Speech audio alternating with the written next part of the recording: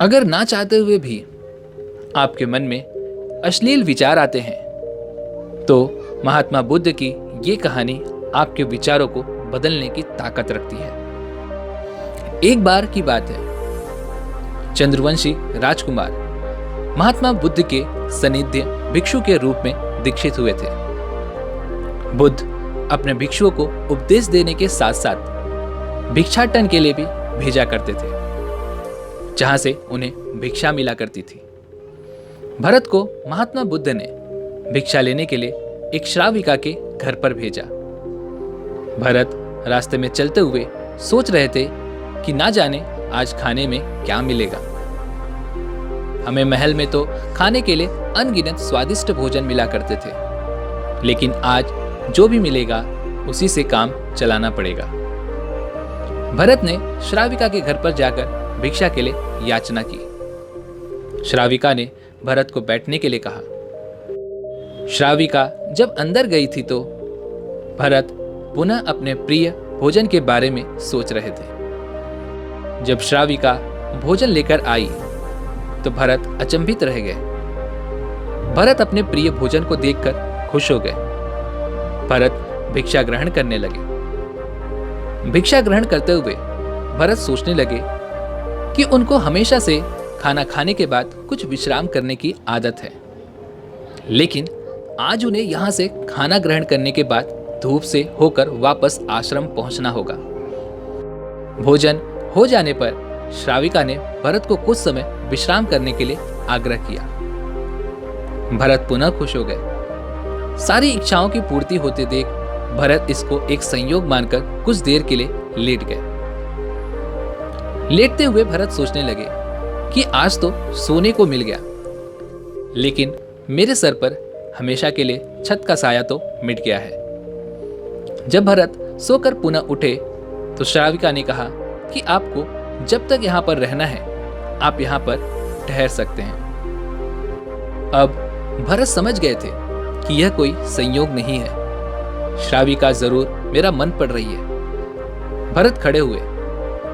भरत ने श्राविका से पूछा, मुझे क्षमा कीजिए, पर क्या आप मेरा मन पढ़ सकती हैं?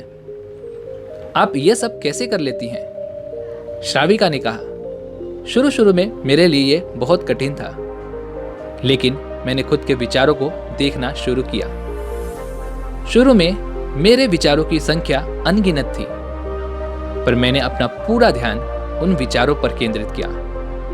मैंने बिना पक्ष विपक्ष के अपने विचारों को जारी रखा। धीरे धीरे मेरे विचारों की संख्या कम होती गई। मेरे सारे व्यर्थ विचार दूर होते गए। तब से मैं दूसरों के विचार पढ़ लेती हूं। यह सब सुनकर भरत घबरा गए। भरत ने श्राविका से आज्ञा ली और वहां से निकल पड़े। रास्ते में चलते हुए भरत अपने मन के विचारों का स्मरण करने लगे। भरत के मन में श्राविका के बारे में अश्लील विचार भी आए थे।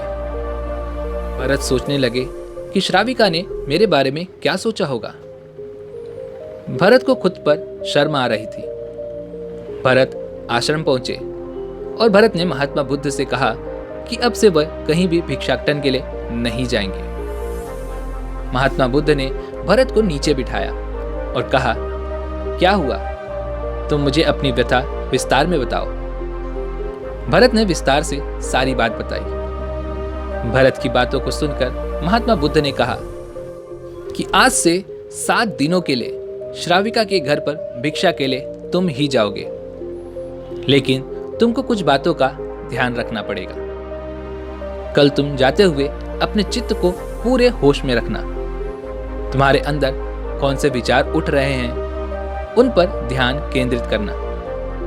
होशपूर्ण और जागरूकता के साथ ध्यान करना कि कौन सी वासना तुम्हारे भीतर उठ रही है। इन सभी का ध्यान करते हुए जाना और फिर मुझसे विचार विमर्श करना। अगले दिन भरत बुद्ध के बताए अनुसार पूरे मार्ग में अपने होश को जागृत रखते हुए चल रहा था। भिक्षु आज पूरी तरह से जगा हुआ था।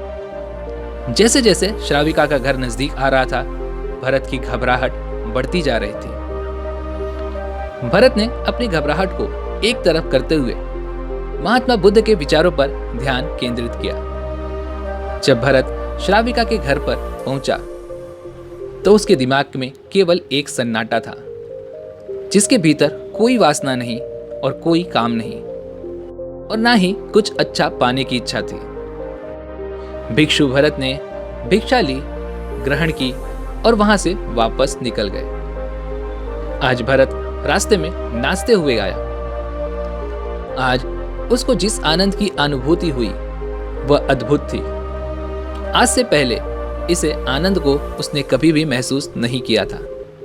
भरत ने आश्रम जाकर महात्मा बुद्ध को प्रणाम किया और उन्हें यह सारी बातें बताई। अगले 7 दिनों तक भरत ने इसी क्रम को अपनाया और आखिरकार उनके मन में काम, वासना और अच्छा पाने की जो इच्छा थी वो सभी धीरे धीरे खत्म हो रही थी।